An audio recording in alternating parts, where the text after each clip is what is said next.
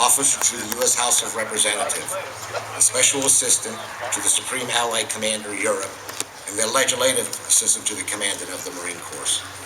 As Commanding General of 1st Marine Expeditionary Forward, he led a multinational force west of Al Anbar and western Ninwa provinces of Iraq. Most recently, he served as Senior Military Assistant to the Secretary of Defense for Secretaries Robert Gates and Leon Panetta, before taking command of the United States Southern Command in November 2012. Please, a warm welcome for General John F. Kelly.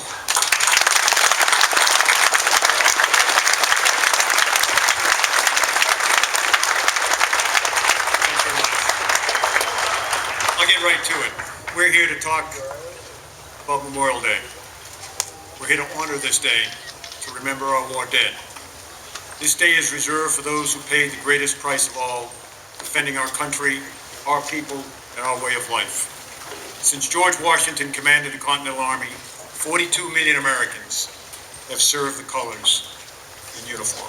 Over 1 million have been killed in its defense. Another 1.5 million have been wounded. When Americans think about military cemeteries, if they think about them at all, our first thoughts, of course, are of Arlington National Cemetery in Virginia. Most Americans don't know, however, that there are many, many, many more national cemeteries, not only in our own country, but in Europe as well. In fact, there are 24 cemeteries maintained overseas, 125,000 graves of our fallen men and women. 61,000 lie forever in France alone, the result of 2 world wars that saved Europe from horrors unimaginable to Americans alive today, unimaginable to anyone, that is, unless you were there and saw it with your young eyes, so that those safe in America and those of us yet unborn would never have to. There are also memorials around the world to another 94,000 Americans who were lost at sea or their remains never recovered from 1,000 foreign battlefields.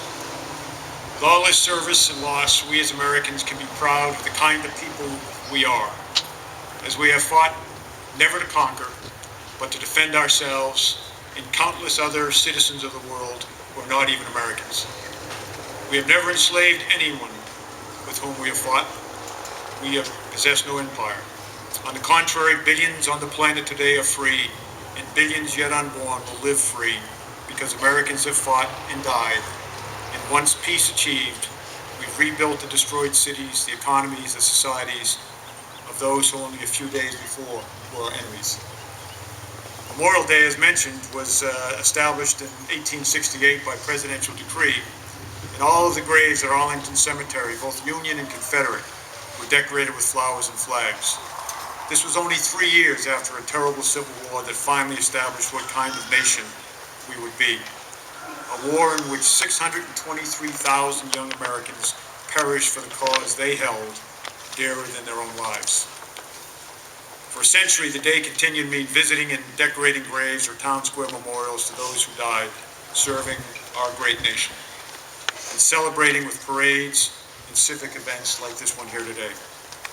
Americans in the past kept this day quiet, pausing to remember, at least for a little while, the kind of men and women that so willingly gave the last full measure of the immensity of the sacrifice they made for those who remained safe at home.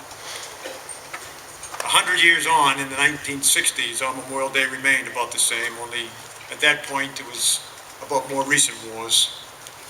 About 2 world wars in which 522,000 Americans lost their lives. In the Korean War, where another 37,000 lost theirs. And while the millions of veterans of those terrible wars stood in quiet respect for over 500,000 of their own buddies killed in those wars, they welcomed home 58,000, some their own sons and grandsons who died for us in Vietnam. And today we do the same for young Americans who fell for us in places like Fallujah, Baghdad, Ramadi, Kabul, and the Sangin River Valley. The reality is that in the 60s, we were surrounded by men and women, real men and women, who gladly wore the country's cloth in wars against fascism and communism. The earliest memories we had, certainly I had as a kid, were of comic books and paperbacks that honored the sacrifices of the superheroes of those conflicts. It was a time when the most violent games played by little boys was army men with toy guns. And back then, they were not considered at risk to develop into murderous psychopaths. By standing up and removing one's hat when the national anthem was played, while saying the Pledge of Allegiance and a prayer to any god a young child worshipped at the beginning of every school day, was not too much trouble or considered offensive to someone else's sensitivities, or seen as trampling on the rights of anyone. It was a time when names like Guadalcanal, Sicily, Salerno, Tarawa, Iwo Jima, Normandy, and the Hurricane Forest were real to our dads. The terrible battles at the Chosin Reservoir and the Yalu River in Korea are just as real to their younger brothers. They all watched and reverenced as their own sons battled in 1,000 nameless jungle battles and in the skies over Vietnam. It was all so real to us back then, Memorial Day was, and we knew without thinking into our souls that we owed this country and our precious war dead a debt we could never repay. We live in a very different world today. As a people, I think we've lost something of quality over the years. We don't always see that same selfless devotion to something bigger than self. Memorial Day today is more often than not an opportunity to take advantage of the big sales at the malls or at the car dealerships or getting a long weekend at the beach. But we should be ashamed of ourselves if we forget that as we enjoy this weekend, we have been at war, and a new, greatest generation of Americans continue to fight and win against a merciless enemy on our behalf in Afghanistan and a dozen other locations around the globe that most Americans have never heard of. Like it or not, America today is engaged in a war against an enemy that is savage, offers no quarter, whose only objective is to either kill every one of us here at home or enslave us with a sick form of extremism that serves no God or purpose that any decent and rational man or woman could ever understand. I don't know why they hate us, and I frankly don't care. But they do hate us, and they are driven irrationally to our destruction. The best way to fight them is to fight them somewhere else. And for whatever reason they want to destroy our way of life, we should all thank God we still have just enough young people in America today willing to take up the fight as our bravest and most committed have since the beginning of our nation. If you know a member of the armed forces, and most Americans tragically do not, then you know what I'm talking about. They have a look in their eye and a way of walking that marks them as warriors as good as any that have ever marched through guns. And they are not born killers. They are, on the contrary, good and decent youngsters, mostly from the neighborhoods of our cities and small towns all across America. Almost all are from salt-of-the-earth working-class homes, and more often than not are the sons and daughters of cops and firemen, factory workers and service workers and farmers. They are ordinary young people performing remarkable acts of bravery and selfless acts of devotion to a cause higher than themselves, all in a country which an ever-growing number of its citizens asks not what you can do for your country, but rather what this country can do for them. And the self-appointed elite class dare to tell us who our heroes are. They tell us that multi-million-dollar sports celebrities, our pop music idols, or big-screen megastars are those we should respect and emulate, as opposed to the real heroes. And I include here cops and first responders of every kind, the real heroes who serve this nation at the risk of their life and limb. Our servicemen and women have stepped out from the herd and are doing things that matter. They could have done something infinitely more self-serving after school, but they chose to serve knowing full well for the last 13 years a brutal war was in their future. They did not avoid the most basic and cherished responsibility of a citizen, to defend the nation and its people. On the contrary, these young people seized it. And while serving, they have also learned to their core the fundamental truths upon which this country was made great. That is not about the color of your skin, but about the character within. That is not about where you came from, but all about why you came here. That is not just about individual achievement, but all about achieving together as a people for the common good. That there is an exceptionalism about our country, and we should cherish who we are and why we are extraordinary, and never be embarrassed to proclaim it. These young people are the best our country produces and are themselves exceptional, consciously putting every American above their own self-interest. They're genuine heroes and know and understand fear in a way that thankfully few Americans do. Like veterans throughout our history, they are right now enduring things in our defense that will haunt them for the rest of their lives. But they are comforted that the vast majority of their countrymen and women, the ones they have sworn to protect, will never have to deal with memories so terrible. Those in America's armed forces today know the price of being the finest men and women this nation has to offer. And pay it they do every day. Nearly 8,000 have been killed in action since 9/11. Think of that, 8,000. Over 52,000 wounded, many terribly. Some will try to make us out to be victims. But these men and women are not victims, as they know what they were about and were doing what they wanted to do. We who are serving and have served demand not to be called victims. Those with less of a sense of service to the nation never understand it, when strong and committed men and women stand tall and firm against evil, just as they can't begin to understand the price paid so their families can sleep safe at night. Protected never do, but the experts and the commentators are all missing. What they will never understand is the sense of commitment, of joy, of honor, of serving the nation in its uniform. Every veteran and the loving families who support them and fear for them every day do understand. Memorial Day is not for Gold Star families, those families who lost a loved one to our enemies. It is, however, for the nation and its citizens to remember a sacrifice so profound it involved giving their own young lives for us, for you, who they never even knew. The families of the fallen need no reminder. They remember every day, all day. It never, ever goes away. They remember every second of every day in the lives of their loved one until the instant they were informed of their deaths, and then run those memories through their minds and their hearts every second of every day thereafter. The story of the Gold Star family starts in nearly the exact same way for all of us. Most often it's a knock on the door in the early morning hours by a casualty officer who'd been sitting outside the house waiting anxiously for hours for the first lights to come on. He dreaded the mission he'd been assigned that day. He was not glad to be there. But he was privileged to be there, as the duty is a sacred one to us. It is an honor to be called to do it. The minute the door opened and a family member sees him framed in the doorway, they knew. He knew, without being told, before he uttered his first words, they knew. After that, it varies a bit. Some collapse in grief and cover their faces, screaming and striking out in panic and disbelief, as images of a happy little boy or girl race through their minds. Others slam the door, trying to somehow turn back the clock and make it all go away.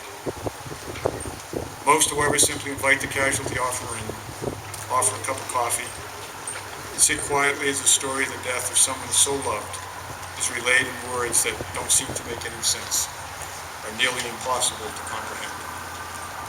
Every casualty call is a little different, but in the end, the result is the same. A family is brought to its knees, and the grief they learn will never ever go away, not even with the passage of time. Then begins the waiting for the family. The heartache they suffer seems to turn minutes to hours and hours to days.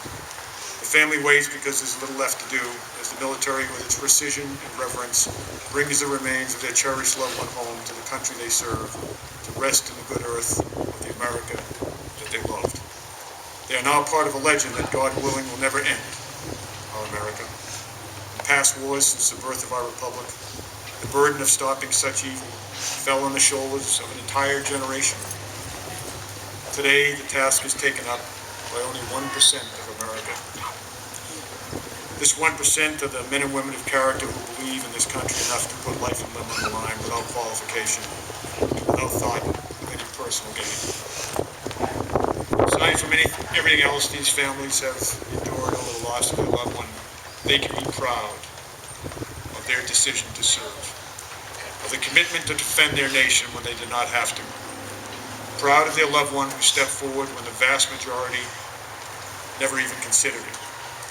Proud that by this very one personal decision to serve a cause higher than themselves, regardless of the outcome to them personally, their fallen loved one gave answer to two questions that have over the centuries defined the dedication of free and righteous men and women in the fight against wickedness. If not me, Dad, who? If not now, Mom, when? If we did not have citizens willing to not only ask those questions, but also to act on them, we would have lost our struggle for independence in 1776.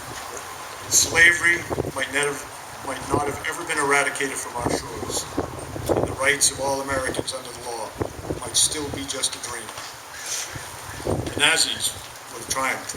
The death camps never liberated. Untold millions never saved from the gas chambers and the furnaces. The cancer of communism, responsible for the deaths of 100 million people, would never have been thrown onto the dustbin of history. And today, the high tide of Islamic intolerance and extremism, an empire that Osama bin Laden himself proclaimed would last forever, will not prevail. This is the kind of men and women we remember on this Memorial Day and on every Memorial Day. And I have been privileged to walk among many of these heroes in combat. I have seen them literally turn the intangibles of commitment, bravery, and selfless devotion into real and meaningful action. In my 3 tours in this war as an infantry officer and as a commander, I never saw one hesitate or do anything other than lean into the fire and with no apparent fear of death or injury, take the fight to our merciless enemies on your behalf. Like the many men and women who fell before them in America's past wars, the fallen of our war today unhesitatingly climbed into trucks or helicopters or departed the wire on patrol as if they were born to it, as if they were indestructible, as if they were immortal. They learned early what can happen to you is just as important to your best friend, what can happen in an instant. They'd seen it. It's frightening, it's horrible. They still went out, day after day, knowing full well it could happen to them. And it did. Fear was with them every step of the way, and at times it's nearly unbearable. But still they went because it was their duty. They learned early, these kids we sent to fight the nation's battles, that fear is an instinct, but courage is a decision, and one they made day after day. Their parents and siblings could never have seen this in them when they were growing up, or when their dreamy-eyed spouse said, "I do," holding their hands and gazing into their eyes. But those of us privileged enough to have served alongside them saw it every single day. Their families and friends loved them, cared for them, feared for them. But we that walked with them in hell knew them as the bravest and most courageous and committed young people our country produces. As terrifying as combat is, there is no rational reason on this earth for a man or a woman to do anything but run away in horror, or find a hole to hide in, and pray to his or her God for it to stop. The fallen we remember here today, our war dead, never did. When no one would call them cowards for cowering behind a wall or shivering in panic in a bunker, slave to the most basic of all human instincts, survival, none of them did. When the calls for the corpsman or medic were shouted from the mouths of young kids who knew that they would soon be with their God. When seconds seemed like hours and it all became slow motion and fast forward at the same time. And the only sensible act is stop, get down, and save yourself. They never did. And their families should know and hopefully take comfort in the fact that when they fell, they were not alone. When they went, they were surrounded by the finest men and women on this earth, their buddies, who desperately tried to save their lives, who held their hands and tried to comfort them and prayed with them, and listened to all the little stories about their families and their homes until they were gone. They were not alone, and when the Spirit left them and God in His infinite wisdom took them to His bosom, their military family lovingly sent them home. In this, their last journey, they were never alone. At every stop along the way, they were treated with the greatest reverence and deepest respect due a fallen hero, and until members of the service they proudly joined brought them to you.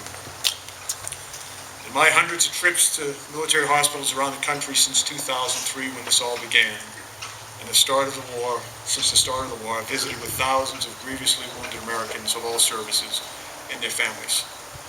No matter how battered they were, no matter how many arms or legs they'd lost, their families thanked God they'd come home to them alive. But they always quietly asked me, was any of this worth it? I never tried to answer that question. I couldn't. It was not one of my boys lying there so terribly wounded. I could never fathom the innermost thoughts of a parent who stood watch through the night at the bedside of someone they loved so much, who was so terribly wounded. Who was I to offer an opinion? I had no right to even think I could imagine their pain. In my dozens of conversations with families of the fallen, the Gold Star families at Dover, or at gravesides at Arlington, or at gatherings like this, I have been similarly asked if it was worth the life of someone they brought into the world, raised, nurtured so lovingly, and so much looked forward to seeing grow old and find wonderful husbands and wives and give them grandchildren to spoil. Again, I had no right to reply, because as hard as I tried to understand what the immensity of their loss might be, and the depth of the sorrow in their heart, I knew it was impossible to imagine. My sense then was it is inconceivable for anyone to understand that has not had his or her own heart pierced with such sadness. I learned I was right. The Gold Star family struggle every second of every day with their loss, since the instant they received the news of a loss so profound it is physical in its impact on the body, and heart-rending emotionally to the soul. Those who have lost one so precious ask themselves the same question over and over and over, day after day after day, was it worth it? They don't have to wait until they might unexpectedly catch a glimpse of him or her in a picture at the house, or when a thought of an earlier time comes to mind, or in a quiet and unguarded moment when the loss washes over them in emotions they will never be able to control. From the moment they took their turn standing in the door, looking into the glistening eyes of a casualty officer, they all desperately tried to convince themselves that it was worth it for something. They worked so very hard at believing his or her life was worth the sacrifice on the altar of America's freedom. But I think most begin to understand that it simply does not matter what we, the living, think when we think of our war dead and the sacrifice. The only thing that truly matters is what she thought. That he decided it was more important to be where he was that day, doing what he was doing with his buddies he loved so much. In his mind and in his heart, he had decided somewhere between the day he was born and the day God took him, that it was worth it to him to risk everything, even his life, in the service of his country. So in spite of the terrible emptiness that is in the corner of our hearts, and will be there forever until we see him or her again, we should be proud. Was it worth his life? It's not for us to say. They answered the question for us all. We who knew them the best and loved them the most should listen to them. They would not want us to live our lives in anguish. They would want us to accept what has happened, accept that it was their choice, and try and let them go. But we know that's impossible. So I'll close my remarks now, but as I do, I'm reminded of a wonderful tradition our closest allies since the beginning of our country perform on their Memorial Day. On their day, known as Remembrance Day, at the 11th hour of the 11th day of the 11th month, which marks the moment World War I ended, our British, Canadian, Australian, and New Zealand cousins remember the more than 1 million of their war dead who fell in that war alone. After reciting a short poem, they then hold a minute of silence to remember. The entire nation stops and recites these words.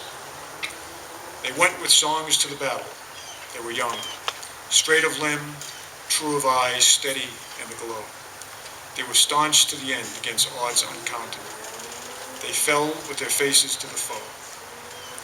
They shall not grow old, as we that are left grow old. Age shall not weary them, nor the years condemn. At the going down of the sun, and in the morning, we will remember them.